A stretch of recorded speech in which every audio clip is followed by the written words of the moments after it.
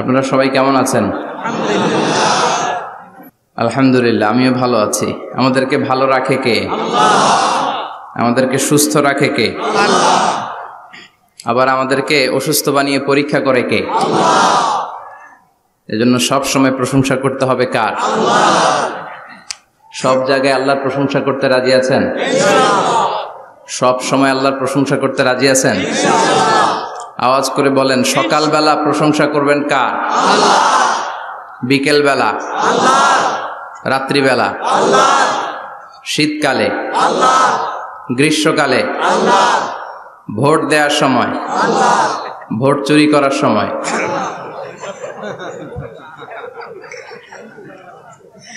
সব জায়গায় আল্লাহর প্রশংসা থাকার দরকার আছে না নাই? কিন্তু ভোট চুরি করা যাবে না। যাবে? ভোট হচ্ছে আল্লাহর পক্ষ থেকে অনেক বড় একটা আমানত।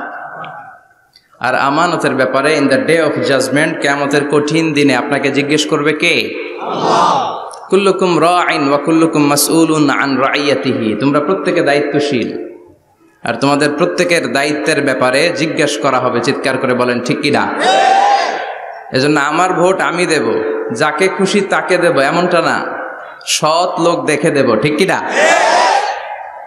আমার ভোট আমি দেব, ইসলাম প্রিয় লোক দেখে দেব, যারা ইসলামের পক্ষে থাকে, যারা জনগণের বন্ধু, যারা দেশের টাকা বিদেশে পাচার করে না, যারা এক কলমের খোঁচা মেরে কোটি টাকা উধাও করে দেয় না, যারা আমরা বন্যায় কষ্ট পেলে আমাদেরকে দেখতে আসে, এরকম নেতার দরকার আছে না নাই? আবার নেতা ভুল করলেও নেতাকে শুধরে দিতে হয়। ঠিক কি না? ইমাম সাহেব যদি মসজিদে নামাজ পড়াতে যে ভুল করে, পিছন থেকে শুধরে দিতে হয় না? ইমাম সাহেব নামাজ শুরু করেছেন, ওয়াদ-দুহা ওয়াল-লাইলি ইযা সাজা মা ওয়াদ্দাআকা রাব্বুকা ওয়া মা ক্বালা, এরপরে ভুলে গেছে, আর বের হয় না। এরকম হয় না? বিষ্ণু ঈসা ইসলামেরও হতো, সাহাবাদেরও হতো। ভুলে গিয়েছে, বের হয় না, তখন পেছন থেকে শুধরে দিতে হয়। তবে আগে সুযোগ দিবেন, তাকে আপনি চান্স দিবেন, তিনি আবার রিপিট করবে, রিপিট করে সূরাটাকে বের করে আনতে পারে কিনা ট্রাই করবে। 2-3 বার ট্রাই করার পরেও যদি না পারে, পিছন থেকে ঠিক করে দেওয়ার দরকার আছে না নাই? কিন্তু অনেকে আবার পিছনে উৎপেতে বসে থাকে যে ইমাম ভুল করে কোন জায়গায়। তারাবির নামাজে আমাদের দেশে এই ঝামেলা আছে না নাই? এক হাফেজ সাহেব নামাজ পড়ে, আর এক হাফেজ সাহেব পিছন থেকে কোথায় ভুল হয় একটু দেখি। এই নিয়তে যদি আপনি হেফজ করেন, আপনার দিনও শেষ, দুনিয়াও শেষ, আখিরাতটাও বরবাদ। জোরে বলেন ঠিক কিনা? ভুল হতেই পারে, মানুষ ভুলের ঊর্ধ্বে নয়। কুল্লুকুম খাত্তা, তোমরা সবাই ভুল করো। ওয়া খায়রুল খাত্তাইনা তাওয়াবুন। আর এই ভুলকারীদের মধ্যে আল্লাহর কাছে শ্রেষ্ঠ ভুলকারী যে লোক ভুল করার পরে তওবা করে কার কাছে? আল্লাহর কাছে। আল্লাহর কাজই তওবা কবুল করা। গাফিরিজ যামবি ওয়া কাবিলিত তাওব। আমরা ভুল করব, শয়তান ওয়াসওয়াসা দিবে, আর আল্লাহ মাফ করবে। ঠিক কি না? কি আল্লাহ আমরা পাইছি, উনি মাফ করার জন্য বসে থাকে 24/7। সপ্তাহের 7 দিন, মাসের 30 দিন, দিনের 24 ঘন্টা তিনি বসে থাকেন, কখন আমার বান্দা চোখের পানি ছেড়ে আমার কাছে ক্ষমা চায়, আর আমি আল্লাহ ক্ষমা করে দেব। শয়তান আল্লাহকে চ্যালেঞ্জ দিয়েছিল, আল্লাহ আপনি তো জান্নাতে ঢোকাতে পারবেন না, এতগুলো জান্নাত কেন বানালেন? জাহান্নাম আরো বেশি হলে ভালো হতো। আল্লাহ বললেন কেন? শয়তান বলে, আল্লাহ এই সবগুলারে আমি ওয়াসওয়াসা দিয়ে, মুনাফিক বানিয়ে, নাস্তিক বানিয়ে জাহান্নামে ঢুকাবো। আমি চ্যালেঞ্জ দিলাম, ডান দিক থেকে ধোকা দেব, বা থেকে, সামনে থেকে, পেছন থেকে, নিচ থেকে, রগের শিরা উপশিরায় ঢুকে, মাজরাত দাম যেখান দিয়ে রক্ত চলাচল করে, ওখানে ঢুকেও আমি ধোকা দেব। তো আপনি জান্নাতে ঢুকাবেন কেনমে? আল্লাহ বললেন, তুমি আমারও চ্যালেঞ্জ দাও। এত বড় সাহস? আমি তো সব রাজার বড় রাজা, মহারাজা। চিৎকার করে বলেন ঠিক কিনা? মহারাজার সাথে চ্যালেঞ্জ দেয়া যায় না। তুমি আমাকে চ্যালেঞ্জ দাও, ওকে ডান, আই টেক ইউর চ্যালেঞ্জ। আমিও তোমার চ্যালেঞ্জ নিলাম। তুমি আজীবন ধোকা দিবা, আজীবন তুমি গুমরা করবা, বেনামাজি বানাবা, জালিম বানাবা। কিন্তু আমার বান্দা কোনো তাফসীরুল কোরআনের মাহফিলে এসে, কোন এক ওয়াক্তের নামাজে মসজিদে ঢুকে, অথবা মাঝরাতে ঘুম ভেঙে গেলে তাহাজ্জুদের জায়নামাজে চোখের পানি ছেড়ে যখন ক্ষমা চাইবে, আমি সব গুনাহ মাফ করে দেব। তুই কি করবি? চিৎকার করে পড়েন আল্লাহু আকবার। এজন্য ভুল নাই এমন কোনো মানুষ নাই, ভুল হয়নি শুধু নবীদের, এজন্য তারা মাসুম। আহলুস সুন্নাহ ওয়াল জামাআর ইতিকাদ হচ্ছে নবীদের কোনো ভুল নাই, ঠিক কিনা? ছোটখাটো যে ব্যাপারগুলো ঘটেছিল সেগুলো আল্লাহ অবশিষ্ট থাকতে দেননি, সেগুলোকে আল্লাহ ঠিক করে দিয়েছেন। চিৎকার করে পড়েন সুবহানাল্লাহ। এজন্য ইমাম যদি ভুল করে আপনারা পেছন থেকে চান্স দিবেন ওনাকে শুধরে নেয়ার, কিন্তু উনি শুধরে নিতে পারছেন না, তখন পেছন থেকে লোকমা দেওয়ার দরকার আছে না নাই? তো এই জন্য ইমাম যদি ভুল করে পেছন থেকে শুধরে দিতে হয়। ইমাম শব্দের অর্থ নেতা। মসজিদের যিনি ইমাম উনি আমাদের নেতা, আর সমাজে যারা থাকে তারা কি কয়? পাবলিক। এরাও নেতা। সমাজের নেতা তো আরো বড় নেতা, ঠিক কিনা?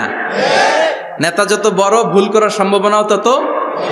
এজন্য মসজিদের নেতাকে যেমনি আমরা শুধরে দিয়েছি, সমাজের নেতারাও ভুল করলে শুধরে দিতে হবে। চিল্লায় বলেন ঠিক কিনা? এজন্য আপনার এই আমানত যে কোনো জায়গায় ব্যবহার করা যাবে না, যাকে মন চায় তাকে ভোট দেওয়া যাবে না। ভালো লোক দেখে, আমরা বিএনপি বুঝি না, আওয়ামী লীগ বুঝি না, জাতীয় পার্টি বুঝি না, জামাত ইসলাম বুঝি না, ঐক্যফ্রন্ট বুঝি না, কিচ্ছু বুঝি না। আমরা সাধারণ মানুষ বুঝি, যারা ইসলাম প্রিয়, যারা কোরআন প্রিয়, যারা আল্লাহকে ভালোবাসে, যারা জনগণের সুখে দুঃখে থাকে, তাদেরকে আমরা ভোট দিয়ে জয়যুক্ত করব। চিৎকার করে বলেন ঠিক কিনা? আল্লাহ আমাদেরকে সহি সমঝ দান করুক, আমরা পড়ি আমিন। আসুন আমরা ফরমালি আজকের এই বিশাল প্রোগ্রাম থেকে আল্লাহকে অফিসিয়ালি একটা থ্যাঙ্কস জানাই, ধন্যবাদ জানাই যে আল্লাহ তাআলা এত রাতেও এই চমৎকার পরিবেশে বসবার তৌফিক এনায়েত করে দিয়েছেন। নির্বাচনের কারণে এত বড় গ্যাদারিং করা যায় না, আসলে এটা বাস্তবতা। কোত্থেকে কি হয়ে যায়, এজন্য অনেক জায়গায় অনুমতিও দিতে চায় না। আবার অনেক জায়গার জনপ্রতিনিধিদের আবার অ্যালার্জি আছে, এরা মাহফিলের নাম শুনলেই অ্যালার্জি শুরু হয়ে যায়, আছে না নাই? এই এলাকার জনপ্রতিনিধি খুব ভালো, ইসলাম প্রিয়, এত বড় গ্যাদারিং কিন্তু কোনো বাদ সাধে নেই, তার মানে এরা ইসলামের পক্ষে, ঠিক কিনা? যারাই ইসলামের পক্ষে তাদের জন্য আমাদের অন্তর থেকে দোয়া আছে না নাই? আর যারাই ইসলামের বিপক্ষে, whoever you are, I don't care, তুমি যেই হও না কেন, তুমি যদি ইসলামের বিপক্ষে যাও, তোমার জন্য আমার অন্তরে এক ফোঁটা দরদ নাই। এজন্য যারা এই প্রোগ্রামের অনুমতি দিয়েছেন তাদেরকে শুকরিয়া জানাই। পুলিশ প্রশাসনের ভাইরা অনেক সময় এসে থাকেন, তাদেরকেও শুকরিয়া জানাই। মিডিয়া কর্মী তো আজকে অনেক চলে আসছে, আমাদেরকে এখন কথা বলতে গেলে অনেক মাপযোগ করে কথা বলতে হয়। এজন্য মিডিয়াটাকে আমাদের ভালোভাবে কাজে লাগাতে হবে। সম্মানিত ভাইরা, আসুন আমরা অফিসিয়ালি আল্লাহকে একটা থ্যাঙ্কস দেই যে আল্লাহ তাআলা আমাদেরকে এখানে আসার বসার, মহাবিশ্বয় মহাগ্রন্থ আল কোরআন থেকে কথা শুনবার তৌফিক এনায়েত করলেন। আমরা হৃদয় নিংড়ানো মনের সবটুকুন ভালোবাসাকে উজাড় করে দিয়ে, সিংহ শার্দুলের মতো গর্জন করে, আকাশ বাতাস প্রকম্পিত করে, মন প্রাণ বুক মুখ একসাথে করে, দেহের সবটুকুন শক্তি গলার মাঝ বরাবর এনে চিৎকার করে পড়ি রাসূলের শেখানো শুকরিয়া বাণী কালিমাত শুকর আলহামদুলিল্লাহ।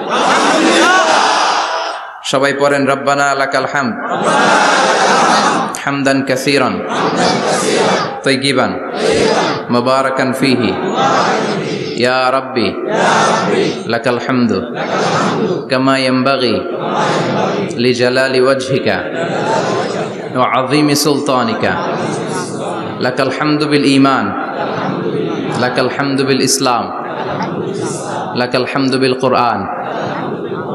আমরা প্রশংসা করলাম কার? আল্লাহর প্রশংসা করতে ভালো লাগে? যে বান্দা প্রশংসা করে বেশি বেশি, আল্লাহ তার উপর খুশি হয়ে যায়।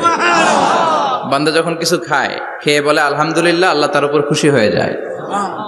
বান্দা যখন কিছু পায়, পেয়ে যদি বলে আলহামদুলিল্লাহ, আল্লাহ নেয়ামতের বাড়িধারা তার উপর আরো বাড়িয়ে দেয়।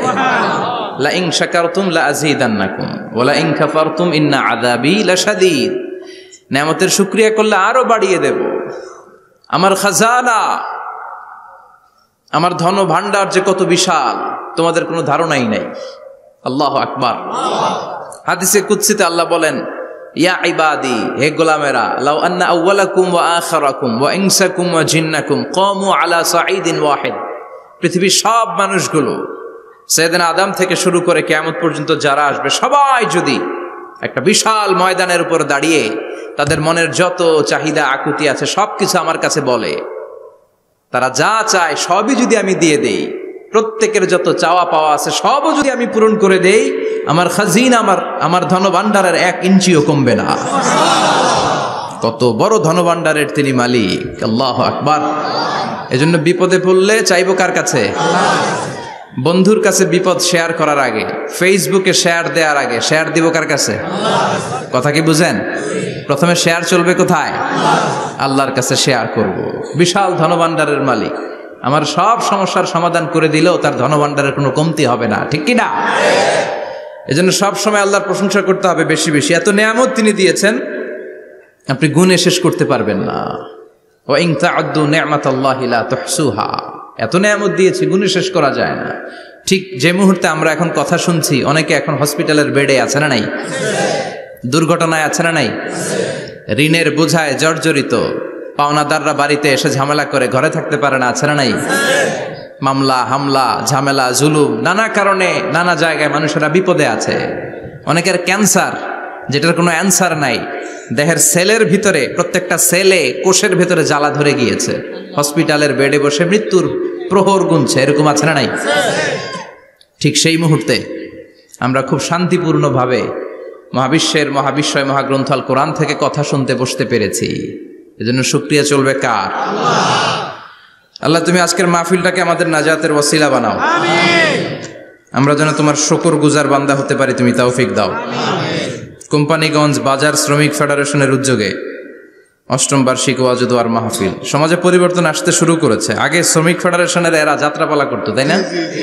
নাচানাচি, দুনিয়া কে মজা লেলো, রুব্বানে নাচে কোমর দুলাইয়া, না? উনিও জানে রুব্বানে নাচে কোমর দুলাইয়া, ফেরেশতারা বলবে তো করে পিডামু আমরা জুলাইয়া। মায়ের আসরে নাই? প্রশ্ন করা হবে, কবরে যেতে না যেতেই প্রশ্ন করা হবে। মরতে আমাদেরকে হবেই। আকসিরু যিকরা হাযিমিল লাযযাত, পৃথিবীর সব স্বাদকে পানসা করে দেয়, ওই বিষয়টাকে বেশি বেশি স্মরণ করো। বিশ্বনবী বলেছেন সব স্বাদকে পানসা করে দেয় কি? মরণ, ঠিক কি না?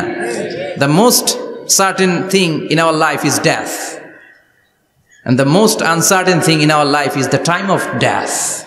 আমাদের জীবনের সবচাইতে সুনিশ্চিত বিষয় হচ্ছে মরণ, মরতে হবেই। কিন্তু সবচেয়ে অনিশ্চিত বিষয় হচ্ছে দ্য টাইম অফ ডেথ, কখন মরবো, কোথায় মরবো এটা জানি না, তাই না? আমরা যে মরবো এটা সবাই জানেন না? কথা বলেন। সবাই জানে, কিন্তু কখন মরবো জানেন? কিভাবে মরবো জানেন? কখন যে মৃত্যুর সময়টা চলে আসবে আমরা কেউ জানি না। এবং একটা মানুষের জীবনের সবচাইতে ভয়ঙ্কর অভিজ্ঞতা হচ্ছে এই মৃত্যু। আর এই এক্সপেরিয়েন্স, এই অভিজ্ঞতার কথা কাউকে শেয়ার করে যাওয়া যায় না। কেমন লেগেছিল তার বলে যাওয়ার আগেই তাকে উড়াল দিতে হয়, ঠিক কি না? এজন্য পরিবর্তন আসতে শুরু করেছে। বাজার শ্রমিক ফেডারেশনের ভাইয়ের আজকের এই চমৎকার প্রোগ্রামের অ্যারেঞ্জ করেছে, আমি আন্তরিক শুভেচ্ছা এবং মোবারকবাদ তাদেরকে জানাই। কোম্পানিগঞ্জ হাই স্কুল প্রাঙ্গণ, আলহামদুলিল্লাহ। আজকে সভাপতি জনাব হাজী মোহাম্মদ কামাল উদ্দিন সাহেব, চেয়ারম্যান 15 নং নবীপুর। সহসভাপতি হচ্ছে জনাব হাজী মোহাম্মদ জয়দুল হোসেন ভুইয়া সাহেব, আপনি, মাশাআল্লাহ। তারপর প্রধান অতিথি হচ্ছে জনাব আলহাজ মোহাম্মদ ইউসুফ আব্দুল্লাহ হারুন সাহেব, আল্লাহ কবুল করুক। যারা আসছে, যারা আসবে, আল্লাহ সবাইকে কবুল করুক। মাইকের আওয়াজ যে বোনেরা শুনছে, আল্লাহ তাদেরকেও কবুল করুক। সম্মানিত ভাইরা, আমি আপনাদের খেদমতে আল কোরআন আল কারীম থেকে ছোট্ট একটা আয়াত তেলাওয়াত করেছি। এই আয়াতের আলোকে কিছু কথা আপনাদের সামনে উপস্থাপন করার চেষ্টা করব ইনশাআল্লাহ। সবাই পড়েন ইনশাআল্লাহ। রব্বুল আলামিন ইরশাদ করছেন, ওয়ামা আরসালনাকা ইল্লা রাহমাতাল লিল আলামিন। মুখস্থ আছে না সবার? পড়েন, ওয়ামা আরসালনাকা ইল্লা রাহমাতাল লিল আলামিন। সূরাতুল আম্বিয়ার ছোট্ট একটা আয়াত, যে সূরাটা আল্লাহ তাআলা নবীদের জন্য ডেডিকেট করেছেন। এখানে আল্লাহ বলছেন, ওমা আরসালনাকা ইল্লা রাহমাতাল লিল আলামিন, I have sent you as a mercy, as a rahmah, as a barakah, as a blessings for the whole world, for the entire world. ও নবী, আপনি গোটা বিশ্বের জন্য রহমত, শুধু মানব গোষ্ঠীর জন্য না, শুধু দানব গোষ্ঠীর জন্য না, জিনদের জন্য না, প্রাণীকুলদের জন্য না, শুধু ফেরেশতাদের জন্য না, গোটা বিশ্বের জন্য বিশ্বনবীকে রহমত বানিয়ে পাঠিয়েছে কে? সবার জন্য রহমত। খোশ মেজাজের মানুষ ছিলেন, নরম দিলের মানুষ ছিলেন। ফাবিমা রাহমাতিম মিনাল্লাহি লিনতা লাহুম ওয়ালাউ কুনতা ফাযযান গালিযাল কলবি লান ফাদ্দু মিন হাওলিক। আল্লাহ বললেন, ও নবী, আপনার হৃদয়টা বড় নরম, সফট হার্টেড মানুষ আপনি, কোমল হৃদয়ের মানুষ আপনি, খোশ মেজাজের মানুষ। বিশ্বনবী এত খোশ মেজাজের মানুষ ছিলেন, বিশ্বনবী যেখানেই যেতেন ওখানে মানুষের ভিড় হয়ে যেত। যেখানেই যেতেন পিছু পিছু লোকজন ছুটতো, কারণ খোশ মেজাজের তো, সফট হার্টেড, হৃদয়টা কোমল, ওনার সাথে কথাই বলতে মনে চায়, টাইম পাস করতে মনে চায়। আল্লাহু আকবার। বাচ্চাদের জন্য রহমত। ছোট বাচ্চারা বিশ্বনবীর সামনে যদি কখনো চলে আসতো, বিশ্বনবী ওনার কোমল হাতটা বাচ্চাদের মাথার মধ্যে হাত বুলিয়ে দিতে। এমন কোনো বাচ্চা বিশ্বনবীর সামনে দিয়ে ক্রস করতে পারতো না যে বাচ্চার মাথায় বিশ্বনবী হাত বুলাতেন না। নাতিদেরকে অনেক আদর করতেন। হাসান আর হুসাইন রাইহানাতাইন, বিশ্বনবীর সুগন্ধি।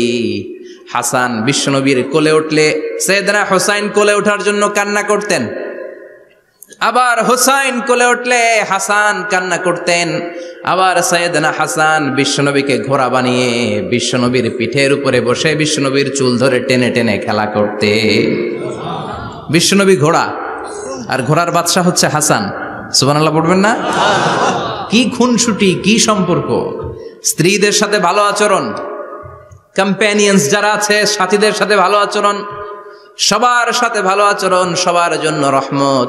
এজন্য আল্লাহ বললেন, ওয়ামা আরসালনাকা ইল্লা রাহমাতাল লিল আলামিন। I have sent you as a mercy for the entire universe. ও নবী, আপনি সবার জন্য রহমত, আপনি সবার জন্য কল্যাণ। আপনার মধ্যে রহমতের বাড়িধারা এত বেশি, আপনি হ্যাঁ বললে শরীয়তের হুকুম হালাল হয়ে যায়, আপনি না বললে শরীয়তের হুকুম হারাম হয়ে যায়। আবার আপনি আঙ্গুল তুললে চাঁদ দুই ভাগ হয়ে যায়, জমিন থেকে পা তুললে আপনি আকাশে মেরাজে চলে যান। কি স্ট্যাটাস! কুড ইউ ইমাজিন কি স্ট্যাটাস আল্লাহ ওনাকে দিয়েছে। উনি হ্যাঁ বললে এটা হালাল, কারণ কোনটা হালাল কোনটা হারাম এটা ওনার কাছ থেকে জেনেছে। উনি যদি বলে ইয়েস, করতে পারবেন আপনারা, হালাল, কোটি কোটি মানুষের জন্য পারমিসিবল, লিগ্যাল। উনি যদি বলেন নো, আমাদের সবার জন্য এটা হারাম, কোটি কোটি মানুষ আর করতে পারবো না। আঙ্গুল তুলেছেন চাঁদ দুই ভাগ হয়েছে, পা তুলেছেন মেরাজে চলে গিয়েছে। আল্লাহু আকবার। তার মানে এমন নবী যে নবীর হা এবং না এগুলো শরীয়তের দলিল, ঠিক কিনা? এ নবী এমন নবী, এ নবীরে বাদ দিলে কোরআন বোঝা যায় না, এ নবীরে বাদ দিলে হাদিস বোঝা যায় না, এ নবীরে বাদ দিলে নামাজ বোঝা যায় না, ঠিক কিনা? কারণ কেমন করে নামাজ পড়তে হবে এই নবী আমাদেরকে হাতে কলমে শিখিয়েছে। সল্লু কামা রাআইতুমুনি উসাল্লি, আমি যেমনি সালাত পড়ি তেমনি পড়ো। বিশ্বনবী যেমন শিখিয়েছেন তার বাইরে অন্য কোন নিয়মে সালাত পড়লে হবে নাকি? কথা বলেন। ফজরের সালাত 2 রাকাত, আপনি যদি পড়েন 3 রাকাত, কবুল হবে নাকি? 4 রাকাত পড়লে, 6 রাকাত, 12 রাকাত এরকম পড়লে মায়ের আসানা নাই, কবুল হবে না। অনেক বেশি পড়েছেন, সময়ও দিয়েছেন বেশি, কবুল হবে না। কেননা বিশ্বনবী যেভাবে শিখিয়েছে ওইভাবে পড়েন নাই তো, ঠিক কিনা? আবার বিশ্বনবী যেমন রোজা রেখেছেন তেমন রাখতে হবে। কেমন করে রোজা রাখতে হয় বিশ্বনবী শেখালেন। ফজর থেকে শুরু করে সন্ধ্যা পর্যন্ত রোজা রাখবেন। আপনি সকাল থেকে শুরু করে আসর পর্যন্ত রেখে আসরের পর ইফতারি করলে হবে নাকি? কথা বলেন। কারণ বিশ্বনবীর পদ্ধতিতে হয় নাই। আবার এই নবীকে বাদ দিলে হজ বোঝা যায় না, কেননা এই নবী কেমন করে হজ করতে হয় আমাদেরকে শিখিয়েছেন। বিশ্বনবী ওনার পুরো জীবনে 4টা উমরা করেছেন, একটা মাত্র হজ করেছেন। আর বলেছেন খুযু আন্নী মানাসিকাকুম, কেমন করে হজ করতে হয় আমার কাছ থেকে তোমরা শিখে নাও। হজের সিস্টেম কি আমার থেকে শিখে নাও। মাত্র একবার হজ করেছেন, তাতেই হজের সব আহকামগুলো আমাদের কাছে ক্রিস্টাল ক্লিয়ার, স্বচ্ছ কাচের মতো, স্ফটিক কাচের মতো, স্বচ্ছ পানির মতো, এত সুন্দর তিনি বর্ণনা দিয়েছেন। এই বর্ণনার উপর ভিত্তি করে লক্ষ লক্ষ মানুষ গোটা বিশ্ব থেকে কাবার প্রান্তরে জমা হয়, ঠিক কিনা? মাসাবাতান লিন্নাসি ওয়া আমনা, গোটা বিশ্বের মানুষের মিলন কেন্দ্র। আপনি যখন মসজিদুল হারামে যাবেন, মসজিদে নববীতে যাবেন, দেখবেন আজান হয়ে গেলে লক্ষ লক্ষ মানুষ কাবার দিকে ছুটে, ঠিক কিনা? আজান হওয়ার সাথে সাথে শারে আল হিজরা দিয়ে, জারওয়াল দিয়ে, গাজ্জা দিয়ে, আজিয়াদ রোড দিয়ে পঙ্গপালের মতো মানুষগুলো কাবা কেন্দ্রিক হতে শুরু করে। কারণ কাবা হচ্ছে অ্যাসেম্বলি পয়েন্ট, গ্যাদারিং পয়েন্ট, এটা মিলন কেন্দ্র। এই কাবাকে কেন্দ্র করে প্রতিদিন লক্ষ লক্ষ মানুষের মিলন মেলা বসে। চিল্লায় বলেন ঠিক কিনা? কেমন করে হজ পালন করবেন বিশ্বনবী শেখালেন, কারণ বিশ্বনবীরে বাদ দিলে হজ বোঝা যায় না। তার মানে বুঝলাম উনি হ্যাঁ বললে হালাল, না বললে হারাম। উনারে বাদ তো কোরআন বাদ, উনি বাদ তো হাদিস বাদ, কথা বলেন। উনি বাদ তো নামাজ বাদ, উনি বাদ তো রোজা বাদ, উনি বাদ তো হজ বাদ। এজন্য উনারে বাদ দিলে কোরআন বোঝা যায় না, নামাজ বোঝা যায় না, উনারে বাদ দিলে হজ বোঝা যায় না। তাই উনার সাথে যারা বেয়াদবি করবে ওদেরকেও এমনি এমনি ছেড়ে দেয়া যায় না। বিশ্বনবীর সাথে যদি বেয়াদবি করে এটা অনেক বড় ধরনের বেয়াদবি, এটা রাষ্ট্রীয় আইন করে ওকে শাস্তি দিতে হবে, ঠিক কিনা? বিশ্বনবীর বিরুদ্ধে যদি ব্লগে কিছু লিখে, কেউ ব্লগ লিখে, বিশ্বনবীর পারিবারিক জীবন নিয়ে যদি কেউ কটু কথা বলে, বাজে মন্তব্য করে, বিশ্বনবীর ব্যাপারে যদি শাহবাগের চত্বর থেকে, প্রজন্ম চত্বর থেকে কোনো কথা বলে, ওই বেয়াদবগুলারে ফাঁসির রশিতে ঝুলানোর দরকার আছে না নাই? Very sensitive issue. বিশ্বনবীর সম্মান গোটা উম্মার সম্মান, কারণ বিশ্বনবী বাদ তো পুরো ইসলাম বাদ। এজন্য আমার নবীর বিরুদ্ধে কথা বললে ওর সাথে আমাদের কোনো কথা নাই। চিল্লায় বলেন ঠিক কিনা? এই সেনসিটিভ ইস্যুতে আমরা সবাই এক। এখানে জামাত ইসলাম নাই, হেফাজত ইসলাম নাই, তাবলীগ নাই, আলিয়া নাই, কওমি নাই। বিশ্বনবীর সাথে বেয়াদবি করলে ওগুলোকে রাষ্ট্রীয়ভাবে ফাঁসি দেওয়ার দরকার, শাস্তি দেওয়ার দরকার আছে না নাই? সবাই একমত? এই বেয়াদবগুলোর সাথে আমাদের কোনো সম্পর্ক নাই। চিল্লায় বলেন ঠিক কিনা? এই বেয়াদবগুলো যদি নবীর ব্যাপারে আর কিছু বলে সবাই মাঠে নামতে রাজি আছেন তো? এদের বিরুদ্ধে মুষ্টিবদ্ধ হাত নিয়ে ময়দানে থাকতে রাজি আছো তো মুসলমান? কারা কারা রাজি হাত তুলে আল্লাহর দেখা।